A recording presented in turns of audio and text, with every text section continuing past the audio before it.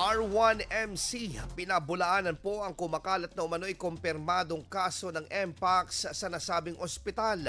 Para sa detalye ng balita, kasama natin Idol Neil Moyano. 104.7 IFM Report. Pinabulaanan ng tanggapan ng Regional 1 Medical Center o R1MC ang kumakalat sa social media na impormasyon ukol sa di umano'y kumpirmadong kaso ng Mpox o monkeypox sa ospital. Ayon sa DOH at Regional 1 Medical Center, wala pang kumpirmadong kaso ng Mpox sa kanilang pasilidad at lahat ng pasyente ay sinusunod ang mahigpit na health protocols.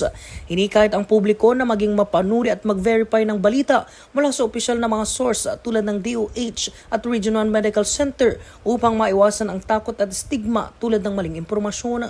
Nanawagan ang mga awtoridad na magtulungan upang masiguro ang tamang impormasyon at maiwasan ang pagkalat ng peking balita. Kasama mo mula rito sa FM Dustugupan, ito si Idol Neil Moyano, Tadak IFM.